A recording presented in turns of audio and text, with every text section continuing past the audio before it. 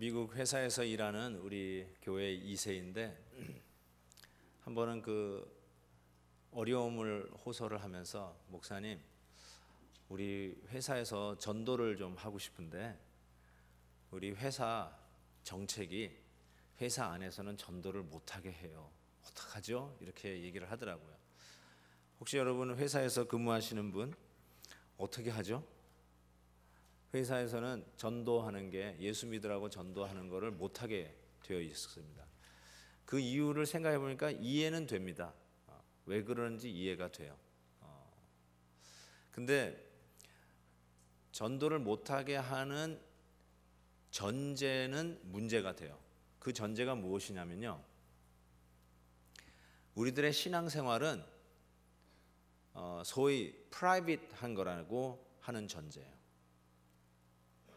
개인적인 사생활이기 때문에 개인적인 사생활을 남에게 강요할 수 없다라는 전제 하에서 우리 회사에서는 전도를 금합니다. 이렇게 했다는 겁니다. 내 개인적인 것을 남에게 강요하는 것은 맞아요. 소위 그 개인 생활, 사생활 침해라고 하는 법에 걸릴 수 있다고 생각해요. 그러나 우리가 믿는 이 신앙조차도 그러면 이거는 개인적인 사생활이지 남과 공유할 수 없다라고 하는 그 전제는 심각한 문제가 있다는 겁니다. 왜냐하면 신앙생활이 그런 게 아니기 때문에 그래요. 신앙생활이 여러분의 가정과 그리고 일주일에 한 번 교회에 나와서 갖는 나의 사적인 프라이빗 라이프가 아니기 때문에 그래요. 신앙생활은 절대로 그렇게 되지 않습니다. 내가 초등학교 때 신앙인이었으면 중학교 때에도 고등학교 때에도 신앙인이어야 하고, 특별히 고3 때도 신앙인이어야 하고, 한국적인 컨텍스트에서는요, 대학교 가서도 신앙인이어야 하며, 대학을 졸업하고 직장 생활을 해도 신앙인이어야 합니다. 싱글 때 신앙이었던 사람은 결혼을 해도 신앙인이어야 합니다. 그렇죠? 신앙은 개인적인 영역이 분명히 있음에도 불구하고 우리의 환경에 따라서 우리가 처하는 영역에 따라서 그냥 조석변이하는 그런 것이 아니라 항상 꾸준해야 된다는 것이에요. 말단 사원일 때 크리스찬인 사람이 부장 돼도 크리스찬이 되어야 되고, 남의 기업에서 종업원으로 일하는 사람이 자기 기업을 차려서 사장이 되어도 신앙인으로서 크리스찬으로서 살아가야 한다는 것입니다. 그래서 항상 한결 같아야 되는 것, 바로 그런 면에서 오늘 성령의 열매 양선은 이야기합니다. 영어로는 goodness 이렇게 얘기해요. good. 여러분, 우리가 자동차를 보고 이거 좋은 자동차다, It's a good car, good이라는 단어를 써요. 혹은 농구 선수들, 뉴욕 닉스를 보고 야, 저 선수는 좋은 선수다, He's a good player. 우리 한국 야구 선수 추신수나 유인현 선수, 그 사람들은 참 좋은 선수다, good player. 그 말을 써요. 굿이라는 말을 써요. 그런데 그때 굿은, 우리가 쓰는 굿은 성경에서 얘기하는 이 양성과는 조금 차이가 있는 것 같아요. 아니, 많은 차이가 있어요. 기능적인 면에서 아주 차가 아주 탁월하면 굿하고, 농구 선수가 농구를 잘하면 good player고, 야구 선수가 야구를 잘하면 good player입니다. 기능적인 면에서 잘해야 돼요. 근데 여러분, 이런 생각도 할 수 있잖아요. 투어 디 프랑스 사이클 대회 7연패를 한 암스트롱이라는 전설적인 인물이 있습니다. 근데 최근에 약물 복용을 해서 7연패를 했다는 것이 드러났어요. 약물 복용을 했어요. 그 선수는 7연패를 한 우승을 거머쥔 전설적인 good cycle player예요. 근데 그 선수를 향해서 당신은 좋은 선수라고 이야기할 수 있을까? 인격적으로 좋아야 그 사람이 농구를 잘하든 사이클을 잘하든 좋은 겁니다. 제 말이 맞습니까? 틀립니까? 대통령으로서 직무를 잘 수행하는데 good president 하는데 인턴하고 스캔들이 생겼어요. 기억이 가물가물해서 누구를 얘기하는지 잘 모르시겠지만 좌우지간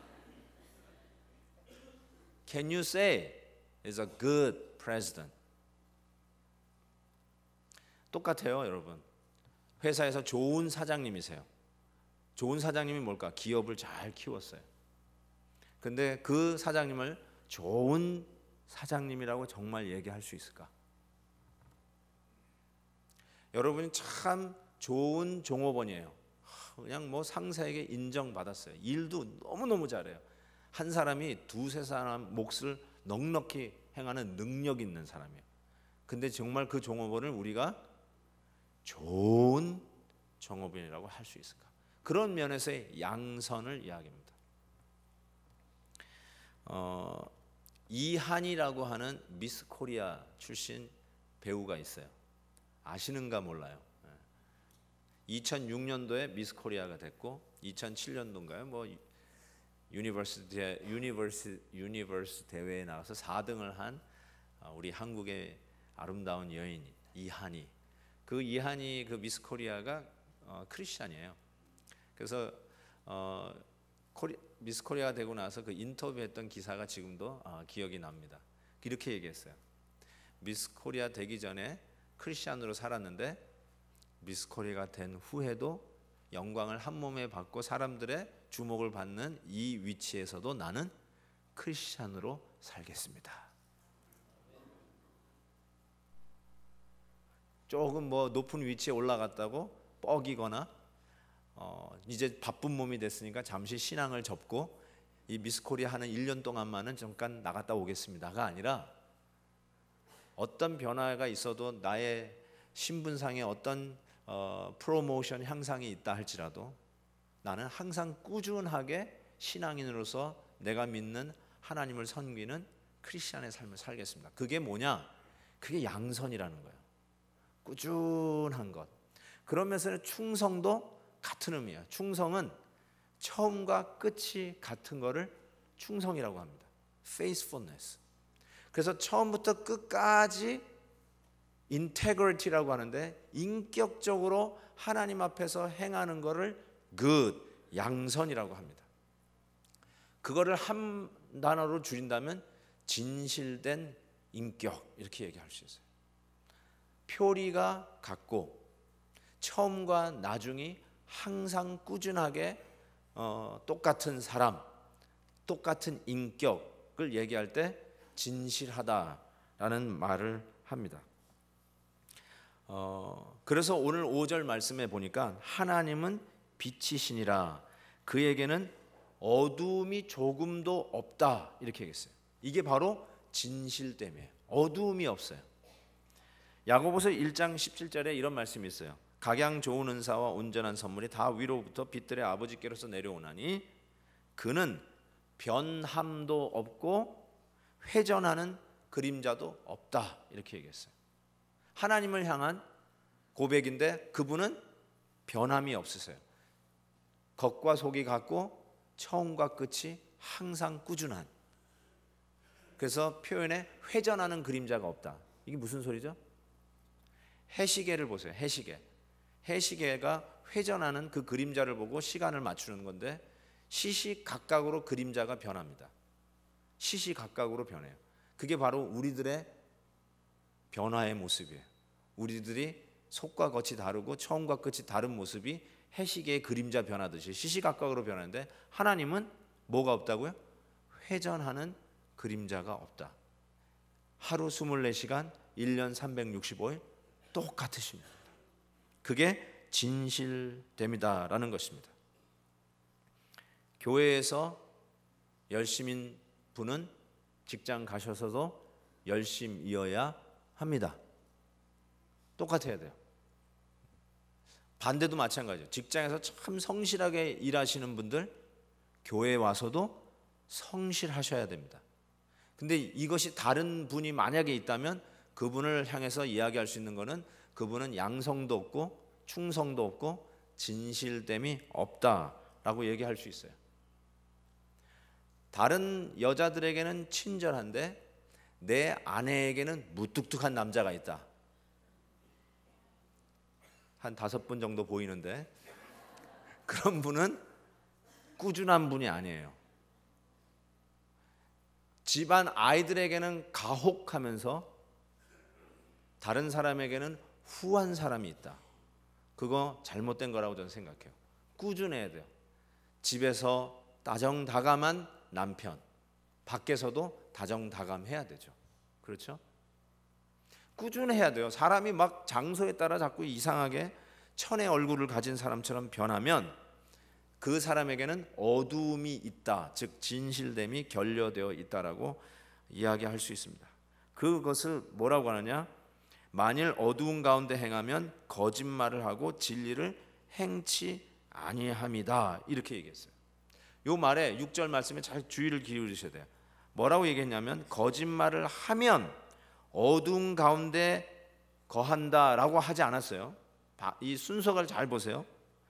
뭐라고 해요? 어두운 가운데 행하면 거짓말을 하고 진리를 행치 않는, 즉 진실되지 않는 자라고 이야기하는 것입니다. 삶에 꾸준함이 없으면 그 사람은 거짓말하는 자라고 이야기하는 거예요. 진실됨이 없는 자라고 이야기하는 것입니다. 여러분, 직장에서도 여러분 세상에서 여러분이 가지고 있는 그 사업에서 일할 때에도 혹은 학생들은 학교에서 공부하는 학생으로 살면서도 혹시 주위에 있는 사람들이 여러분이 크리스찬인 거 모르는 경우가 있습니까? 회사에서 공개적으로 전도를 못하는 게 회사 팔리시라면 지혜롭게 하십시오. 그거 어겨가면서 일부러 트러블 만들지는 마십시오. 그런데 그럼에도 불구하고 그렇다고 나는 교회 안에서만 크리스찬이지 교회만 벗어나면 나는 그 누구도 내가 크리스찬인 거를 모른다 라고 하면은 그 사람을 우리는 뭐라고 불러야 될까요? 예수님의 특별 비밀 요원이라고 부를 수 있습니다. 그런데 문제는 뭐냐? 예수님은 한 번도 여러분에게 비밀 요원으로 임명한 적이 없습니다. 근데 많은 크리스찬들이 교회에서만 크리스찬으로 살고 교회만 벗어나면 전부 다 비밀 요원으로 자기의 아이디를 숨깁니다. 자기가 무슨 FBI라고. 여러분, 진실이 결여되어 있는 모습이라고 이야기할 수 있습니다. 10절에 이런 말씀이 있어요. 만일 우리가 범죄하지 아니하였다 하며 하나님을 거짓말하는 자로 만드는 것이니 또한 그의 말씀이 우리 속에 있지 아니하니라. 여러분, 이 말씀은 내가 죄를 져놓고도 그것을 부인하면 하나님을 거짓말쟁이로 만든다라고 하는 뜻인데요. 이걸 뒤집어서 생각하면 이겁니다. 하나님을 거짓말쟁이로 믿는 것이 그게 바로 진실됨이 결여된 범죄다. 하나님이 우리에게 하신 말씀이 거짓말이라고 생각하는 것이 나의 진실의 결여, 즉 양성과 충성이 없는 모습이다라고 이야기하는 것입니다. 하나님을 거짓말쟁이로 한다? 이게 무슨 말일까요? 아담과 하와가 첫 번째 지은 범죄가 뭐라고 생각하십니까? 많은 분들은 선악과를 따먹은 것이 아담과 하와가 지은 첫 범죄라고 생각합니다. 그런데 아닙니다. 아담과 하와가 지은 첫 번째 범죄는 무엇입니까? 사탄이 이렇게 얘기했죠. 동산의 열매를 하나님께서 다 먹지 말라 하더냐? 그러면서 유혹을 했어요. 그래서 하나님이 하신 말을, 그 말씀을 거짓말이라고 생각하고 난 후에 선악과를 따먹습니다. 그래서 아담과 하와의 첫 번 범죄는 하나님을 거짓말하는 자로 믿은 것이 그들의 첫 범죄였습니다. 그래서 항상 사단이 우리를 유혹할 때는 하나님의 말씀에 대해서 의혹하게 하고 믿지 못하게 하고 회의를 하게 유혹합니다. 이걸 먹으면 정령 죽으리라. 그런데 어떤 의심을 집어넣으니 결코 죽지 아니하리라. 뭐예요? 하나님이 지금 너에게 거짓말한 거야. 하나님이 나에게 거짓말했다라고 생각하게 하는 게 바로 사탄이 우리를 향한 유혹이라는 것입니다. 여러분, 하나님의 말씀을 의심한다는 게 뭐죠? 이렇게 얘기하는 분이 있어요. 저는 신앙의 연륜이 짧아서 잘 믿지 못합니다. 이렇게 얘기했어요. 여러분, 신앙의 연륜이 짧은 걸로 인해서 하나님을 거짓말쟁이라고 생각하는 것이 이게 정당한 이유입니까? 나는 믿음이 약해서 하나님의 말씀을 거짓말이라고 생각합니다 라고 한다면 그게 정당한 변명이겠냐는 것입니다. 나는 이제 갓 교회 다니기 시작했고, 나는 신앙의 뿌리가 없고, 내가 이민 온 지 얼마 안 됐고, 아직도 사업이 바빠가지고 시간을 내지 못하고, 너무 바빠서 성경도 제대로 읽지 못해서 나는 아직 믿음이 약합니다. 나는 아직 하나님의 말씀을 as it is 그대로 믿지 못하는 연약한 성도입니다 라고 이야기한다면 그게 정당한 변명이겠냐는 것입니다. 그렇지 않습니다. 여러분, 의심도 자기 수준으로 의심을 합니다. 자기가 늘 도둑질하는 도적이라고 생각해 봅시다. 그런데 자기 핸드폰이 없어졌어요. 그러면 뭐라고 얘기할까요? 누가 훔쳐갔지? 이렇게 생각합니다. 왜냐하면 지가 늘 훔치니까. 자기 수준으로 다 의심해요, 여러분. 우리 아내는 청소를 하면 절대로 안 버리는 청소를 합니다. 그게 무슨 말인지 잘 이해 못하시는 분은 예배 후에 저에게 오시기 부탁을 드립니다. 저는 청소를 하면 다 버리는 청소를 합니다. 그래서 제가 청소를 하겠다고 그러면 우리 아내가 말립니다. 하지 말라고. 어느 날 뭐가 없어졌어요. 그러면 우리 아내가 저에게 옵니다. 여보, 청소했어? 그렇게 물어봅니다. 그게 자기 수준이에요. 내가 치우면 전부 다 없어져 버리니까 뭐가 없어졌다 그러면 내가 청소했다라고 생각하게 돼 있어요. 다 자기 수준으로 그 상황을 해석해냅니다. 의심이 많다고요? 여러분이 원래 의심이 많은 거예요. 항상 그 의심의 안개 속에 살고 있는 자기 전제 때문에 모든 것을 전부 다 그렇게 해석해냅니다. 변명하지 마세요. 여러분의 신앙의 연륜의 짧은 것, 아직 성경을 읽지 못할 정도로 바쁘신 것, 기도도 제대로 못할 정도로 바쁘게 뛰어다니는 것, 그거를 변명 삼아서 하나님의 말씀을 거짓되다라고 믿는 여러분의 마음을 정당화하지 마십시오. 서로 믿지 못하는 이유가 뭘까요? 내가 남을 늘 속이는 버릇이 있으니까 남을 하는 그 정당하고 참 친절한 행위도 저게 뭐가 꿍꿍이가 있어서 나한테 잘해주나? 남의 호의도 제대로 받지도 못해요. 그게 자기 잘못이지 그 사람의 잘못은 아니에요. 유엔에서 한 통계를 봤는데 유엔에 속한 180개 나라의 통계를 냈어요. 부정부패 순위를 통계를 냈는데 180나라 중에 우리나라가 몇 등을 했냐면 20등을 했어요. 여러분, 이 부정부패 순위예요. 20등. 그러니까 가장 부패한 나라가 1등, 그 다음이 2등. 그러니까 우리나라가 20등이라는 말은 뒤에서 20등이라는 뜻이에요. 이걸 보고 상당히 놀랐습니다. 경제 대국 10위 안에 들어가면 뭐 합니까? 인터넷 1등 하면 뭐 합니까? 월드컵 4강 되면 뭐 합니까? 부정부패 뒤에서 20등. 즉 청렴 결백의 순위로 한다면 180나라 중에 60등을 하는 나라가 경제 대국을 이루면 뭐하며 스포츠에 나가서 1등을 하면 뭐합니까? 제가 아주 기가 막힌 기사를 하나 본 적이 있는데, 외교관 신분으로 칠레에서 이제 근무하는 한국 외교관이 파송받아서 외교관으로 근무하는 자인데, 칠레에서의 그 라이센스, 드라이브 라이센스 면허증을 따기 위해서 시험을 본 거예요. 그래서 다 필기도 실기도 다 통과했는데, 그 시험관이 이렇게 물었어요. 당신 술 마시냐고. 직업란에 보니까 외교관으로 돼 있는데 혹시 술 마시냐고. 당연히 술을 마시죠. 이렇게 뭐 만찬이라든지 가볍게 교제를 위해서 헤비 드링커는 아니더라도 한단 말이에요. 저는 그것까지 막 정죄하고 싶지는 않지만 어쨌든 우리 교단은 그런 것도 금합니다. 하지 않도록. 그래서 뭐 크리스찬 양심 따라 저는 그거 안 먹습니다 라고 하든지. 근데 자기가 드링크를 하는데, 술을 마시는데 술 마신다고 그러면 혹시라도 면허증을 안 줄까 봐 나 술 못 한다고 그랬어요. 그러니까 또 이분이 또 물었어요. 아니 너 술 외교관인데 술 안 마시냐? 그러니까 나 술 못 한다고 그랬습니다.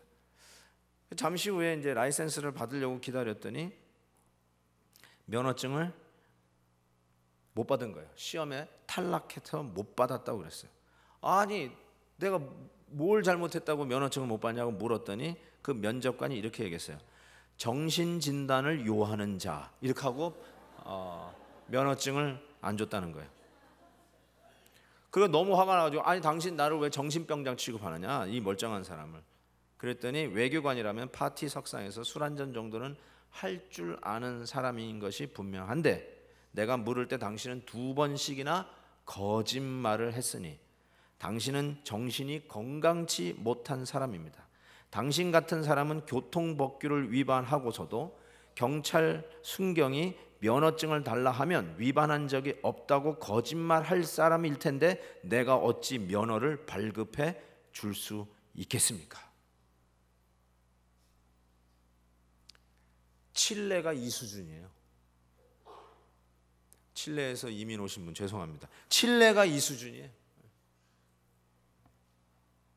사단의 속임에 넘어가지 마십시오. 사단이 하는 말을 우리는 너무나 잘 믿고 오히려 하나님이 하신 말씀을 믿지 않는, 하나님이 하신 말씀을 거짓말로 믿는 이 타락한 이 성격으로 계속 살아가는 자들이 얼마나 많은지 몰라요. 사단이 이런 속임수를 우리를 유혹합니다. 예를 들면 당신 돈이 없으면 아무것도 아니다. 돈 없으면 당신은 이것도 안 되고 저것도 안 된다. 심지어는 연세 드신 부모님도 그래요. 서로 얘기해. 요즘 말이야 돈 없으면 애들도 안 와. 돈은 절대로 포기하면 안 돼. 절대로 주지 말고 꼭 움켜쥐고 있어야 돼. 그 어른들이 그 얘기 하더라고요.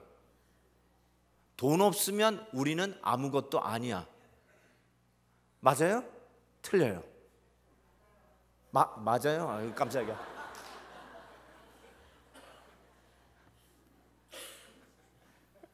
설교 여기서 이제 그만하고 내려가요.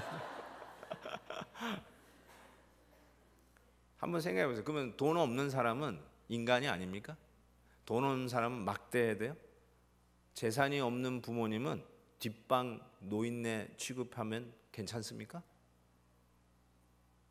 돈 없이 앞에서 거지 구걸하는 사람은 하나님의 형상이 묵살된 자이기 때문에 뻥뻥 차고 그의 인권을 유린해도 되는 겁니까? 틀린 말이죠. 절대적으로 틀린 말이죠. 성경에 어디에도 나오지 않는 말이죠. 남루한 어떤 사람이 교회를 들어가서 예배 드리려고 그러는데 교회 앞에서 뭐 이런 넝마 같은 옷을 입고 여기 왔냐고.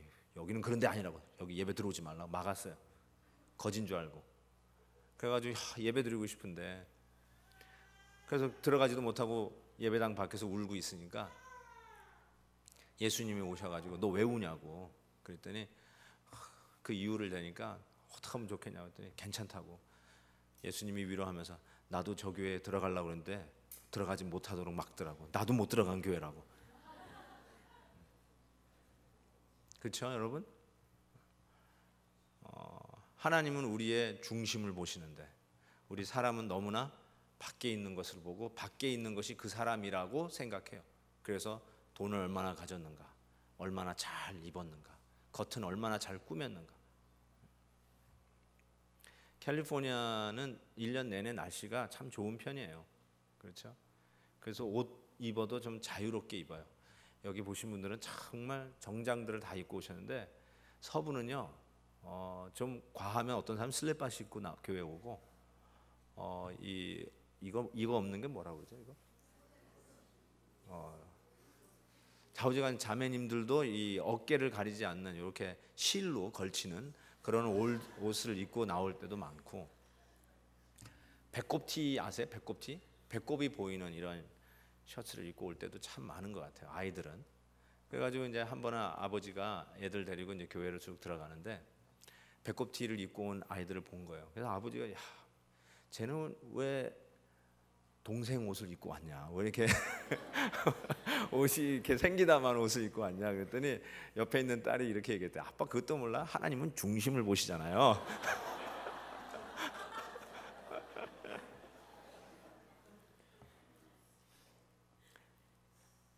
여러분, 수많은 거짓말들이 얼마나 우리를 붙잡고 흔들어대는지 몰라요. 남자친구가 없으면 나는 아무것도 아니다. 예쁜 여자친구가 없으면 나는 가치 없는 남자다. 저 삼류 남자다.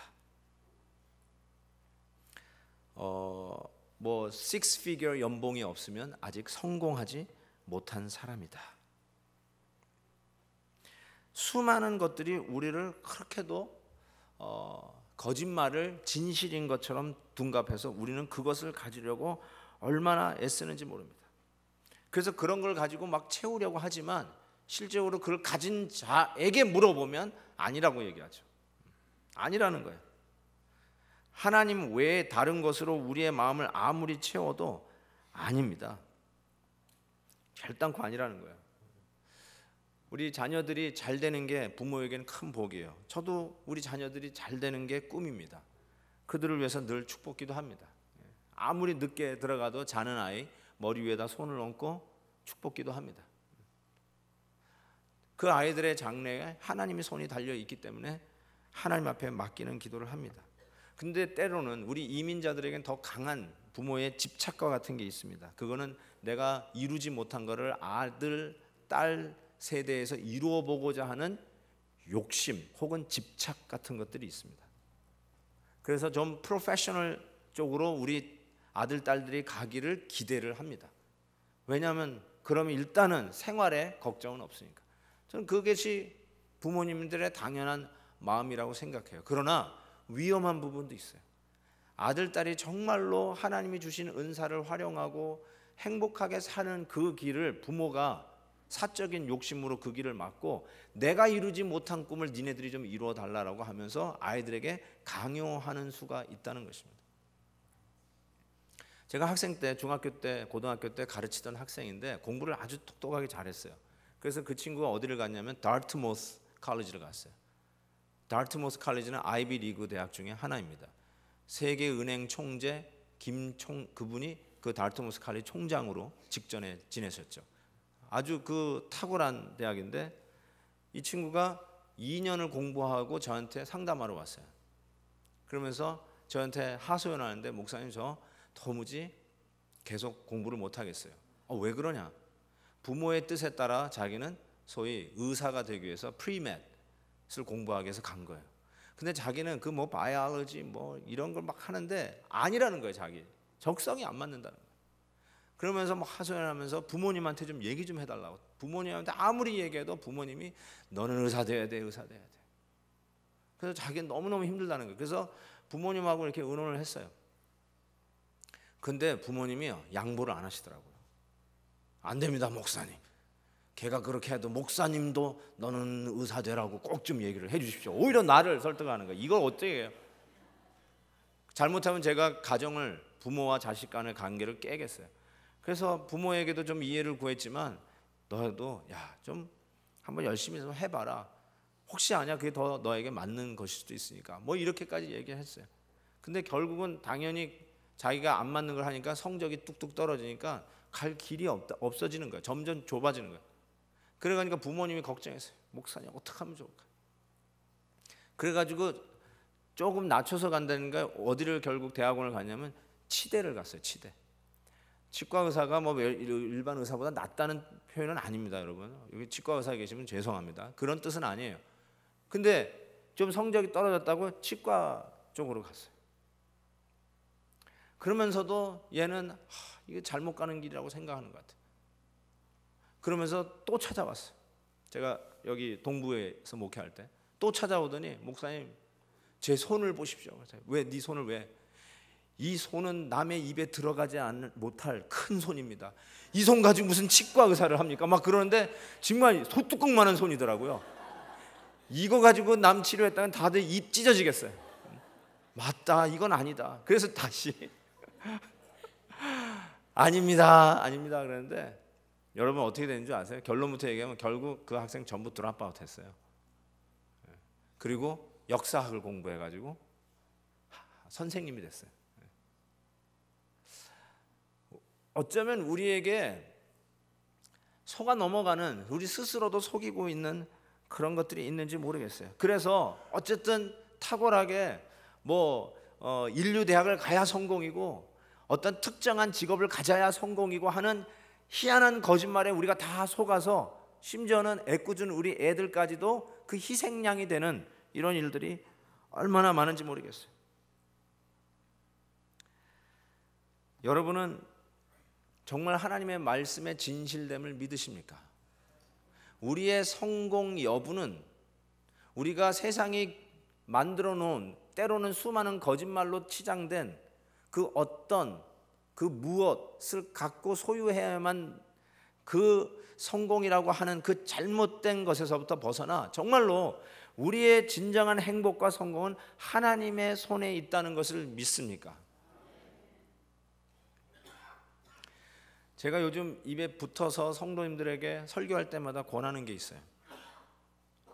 좋은 목사, 좋은 장로, 좋은 성도 되려고 애쓰지 마십시오. 저는 이렇게 얘기합니다. 행복한 목사 되고 행복한 장로 되고 행복한 성도 되십시오. 행복해야 돼요. 눈 가리고 아웅 하면서 척하는 사람은 절대로 행복할 수 없습니다. 그 척하는 모습에 사람들이 속아서 he is good, 좋은 사람이다 라고 할지는 모르지만 실은 여러분은 불행해집니다. 그게 점점 바리새인화 되어가는, 우리의 신앙이 살같이 부드러운 마음이 아니라 각질화돼가는, 딱딱해지는, 형식화돼가는, 생명력을 잃어가는 모습입니다. 행복한 사람이 되십시오. 행복한 사람은 누구냐? 하나님의 말씀의 진실됨을 믿어 그 진실됨 속에서 나오는 신앙의 인격, 속과 겉이 같고 처음과 끝이 항상 일정한 인격으로 맡겨진 일을 최선을 다하는 사람, 그 사람이야말로 행복한 사람입니다. 왜요? 하나님으로부터 인정받는 자이기 때문에 행복한 사람입니다. 헨리 나우엔의 우리의 가장 위대한 선물이라고 하는 책에 이러한 이야기가 나옵니다. 한 공중 고개사의 이야기가 나오는데, 공중에서 이게 그네 타는 사람들 있죠. 그래서 이쪽 끝에서 저쪽으로 막 옮겨가는데 사람들이 옮겨가면서 서로 이렇게 탁탁 날리는데, 그 자기가 탄 그네의 손을 탁 놓고 이쪽에 있는 사람의 손을 딱 잡아야 하는 그 순간이 오는데, 저 사람이 내 손을 딱 잡아줄 것이라는 100%의 신뢰가 없으면 자기의 그 봉을 놓을 수가 없대요. 왜냐하면 놓는 순간에 이쪽에서 안 잡아주면 저 밑으로 떨어져 죽는데요. 그래서 완전히 신뢰하는 마음으로 딱 놔야 그때 비로소 그 다음 사람이 턱 잡아가지고 이쪽으로 건네주는 것이죠. 근데 그거를 못 믿으면 자기의 한계인 자기 그네에서 매달려 계속 왔다 갔다 할 수밖에 없다는 것입니다. 하나님을 철저히 믿고 신뢰하는 것, 그 신뢰 속에서 나오는 성령의 열매, 그 인격이 뭐냐? 양선과 충성이에요. 사람이 표리부동하다, 표리부동한 사람들, 위선적이다. 그것은 왜 그러냐면 하나님을 절대적으로 신뢰하지 아니하고 그의 말씀을 믿지 않기 때문에 나오는 왜곡된 우리의 인격의 구부러진 모습이에요. Total depravity라고 하는 우리의 인격의 와해 현상에서 나오는 모습입니다. 그래서 사람이 위선적이 되고 속과 겉이 다르는 모습이 되고, 그래서 많은 사람을 헷갈리게 하고 불안하게 만듭니다.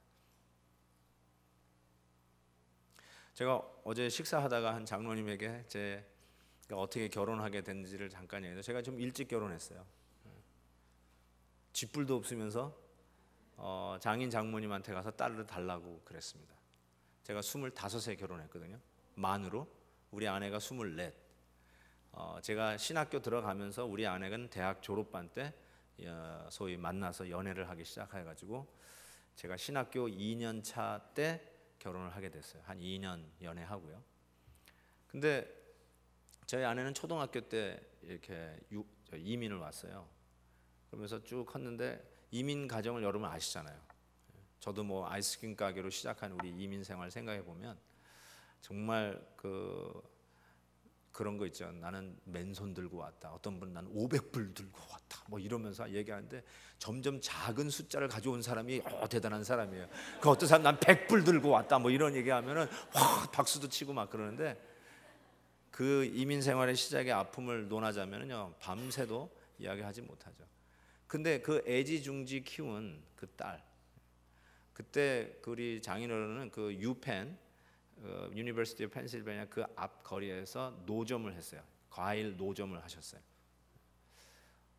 그러면서 거기서 돈을 모아가지고 또 우리 아이스크림 가게에서 저는 이제 소위 조그만한 가게 컨비니언스 스토어를 했듯이 우리 장인 장모님도 거기에서 조그만 또 컨비니언스 스토어를 했는데 흑인가에서 하게 되었어요. 저도 흑인가, 우리는 로간 지역인데 필라델피아 아시는 분은 아실 거예요. 로간 지역. 우리는 로간이라고 안 부르고 흑석동이라고 불렀는데 어쨌든 죄송합니다. 와, 정말 살벌해요, 살벌해. 거기서 지금 나 들어가서 하라고 해도 못할 것 같아요. 얼마나 살벌한지. 저희 집도 권총강도 2번 들어왔고요. 우리 장인 장모님네도 권총강도가 3번이나 들어왔어요. 그러니까 우리 1.5세라고 하는 우리 자녀들은 학교 공부하고 마치고는 부모님이 일하는 가게로 갑니다. 그래서 캐시 받는 거 도와주고 스탁하는 거 도와드리고, 그래가지고 권총 강도를 그렇게 만나니까 도저히 안 되겠어요. 흑인들만 봐도 막 그렇게 몸이 떨려요. 노이로제 현상이죠. 모든 흑인들은 다 도둑놈 같이 그렇게 이렇게 착각하는 현상까지 일어나고, 안 돼가지고 참 힘들었는데, 그렇게 애지중지해서 대학까지 다 졸업하는 그 딸을 어떻게 하면 이 딸 잘 키워가지고 사위 덕을 어떻게 하면 좀 볼까 하고 기다리는 이 장인 장모님에게 쥐뿔도 없는 신학교 입학하려고 하는 전도사가 와가지고 딸을 달라고 그러니, 물론 교회를 다니시는 부모님이었지만 그게 주겠습니까? 말도 안 되는 거죠. 교회에서 받은 사례 그 당시 700불인가에 받았어요. 한 달. 제 한 달 버는 돈이 700불이에요. 그때 그 학교 앞에 리누드 아파트라고 하는 아파트 단지가 있는데, 그때 원베드룸 아파트 렌트비가 800불이었어요. 렌트비도 못 내요, 렌트비도. 그런데 쥐뿔도 없으면서 무식하면 용감하다고 가가지고 딸을 달라고 그랬어요. 그러니까 이게 말도 안 되는 기가 막히는 거죠. 그래서 이제 정식으로 이제 프로포즈를 하고, 그 부모님이 반대한다고 그래서 쳐들어가가지고 딱 앉았더니 우리 장모님은 이제 사각각으로 가시고 부엌 쪽으로 가지고, 우리 이제 장인어른이 교회는 다니시지만 신앙이 없으셨어요. 그러니까 이제 신학교를 간다니까, 신학교를 가면 앞으로 목사가 되겠네? 네. 목사가 되면은 교회를 지어야 되는데 그건 어떻게 할 건가? 아니, 이제 신학교 들어가는 사람에게 교회당 그건 어떻게, 뭘 물어보시는 건지. 그래서 제가 그랬어요. 아버지께서 알아서 해주실 것입니다. 아멘이죠. 그러면 이제 우리 딸하고 결혼하면 집이 있어야 되는데 집은 어떻게 할 것인가? 아니 한 달에 700불 받는 전도사에게 집이를 물고 아파트 렌트비도 안 내도 아버지께서 알아서 해줄 것입니다. 자동차는 있나? 자동차 그때 없었어요. 제가 오히려 친구 전도사 차를 타고, 전도사는 아니지, 지금 이제 목사님 총신 교수로 가 계신 분인데, 그분이 같은 동네에 있어가지고 그분 차를 빌려 타고 학교를 갔었어요. 차도 없는 사람이에요. 그러니까 차도 하나 사야 될 텐데 차는 어떻게 할 건가? 아버지께서 알아서 해줄 것입니다. 정말 나는 진짜 무식했어요. 그래서 장모님이 이제 사과를 깎아가지고 이렇게 나왔어요. 김군, 그땐 김군이라고 불렀어요. 김군이 뭐래요? 그랬더니 우리 장인어른이 한번 해봐요. 얘가 나보고 다 해달래.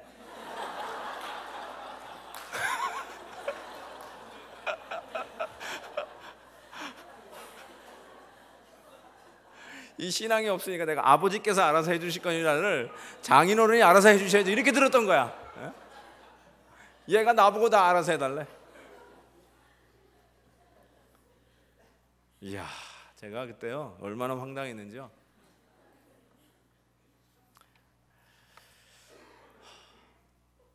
이 무식한, 단순 무식한 제가 그래도 그 말에 우리 장인어른의 허락을 받았어요.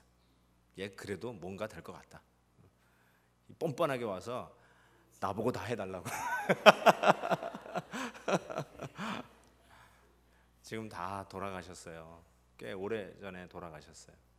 우리 장모님도 60세 되는 환갑 때 돌아가시고, 장인어른도 그 뭐죠, 불치의 병으로 웨그너스 디지즈라고 하는 희귀병에 걸리셔가지고 우리 장모님보다 또 3년 먼저 또 일찍 돌아가셨어요. 그러니까 제가 지금 캘리포니아에서 목회하는 건 전혀 모르시고 가신 것이고, 지금 생각하면은 너무 좋아하실 것 같아요. 뿌듯해하실 것 같기도 하고. 저희 장인어른이 건축을 하셨어요, 한국에서.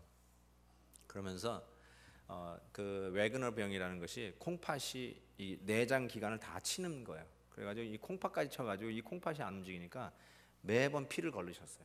피를 거르다가 이 피 거르면서 사시는 분 너무 힘들대요. 이 퀄리티의 삶이 없으니까 너무너무나 맨날 내가 이루고 살아서 뭐하나 맨날 이러신대요. 그렇게 거르는 삶을 한 3, 4년 하셨다가 그 키드니 도네이션 리스트에 올랐는데 갑자기 여기 아인슈타인, 필라델피아 아인슈타인 병원에서 전화가 온 거예요. 키드니 도너가 나타났다고, 빨리 와서 받으라고. 그래서 뛰어가가지고 이제 키드니 도너를 받으셨어요. 받고 우리가 이제, 저는 저때 매사추세츠에서 목회하고 있을 텐데 달려 내려가가지고 아버님 어떠세요? 그러니까 수술 받고 일어나가지고 너무 기분이 좋으신 거예요. 그때 저에게 첫 마디가 기억나요. 김 목사, 내가 교회당 지어줄게.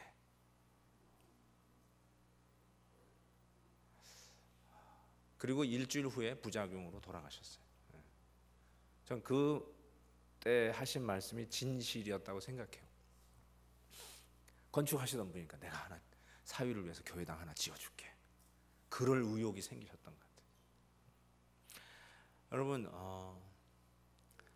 무식하고 쥐뿔도 가진 거 없었지만 하나님만 믿고 이 길 가는 길에, 이 목회의 길을 가는 길에 세상의 어떤 부귀영화를 누리려고 이 길 가는 것도 아니요, 사람으로부터 존경받기 위해서 이 길 가는 것도 아니요, 하나님 부르시고 순종하며 이 가는 길에 쥐뿔도 없었던 내가 하나님 붙잡고 갔더니 그래도 뉴욕 제일장로교회까지 와서 집회하는 사람이 됐어요.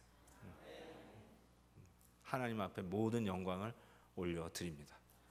사랑하는 성도 여러분, 쥐뿔도 가진 거 없다고 여러분이 쥐뿔도 없는 사람이 아니에요. 여러분이 뭐가 없다고 여러분은 세컨드 시리즌이 아니에요. 예수 그리스도 안에서 여러분은 하나님의 사랑을 독차지한 하나님의 자녀들입니다. 그분을 믿으시고 그분 믿음 속에 오는 처음과 끝이 항상 동일한 꾸준한, 속과 겉이 항상 양선, 좋은, 꾸준한, 동일한 믿음의 성령의 사람들이 되시기를 주의 이름으로 축원합니다. 기도하겠습니다.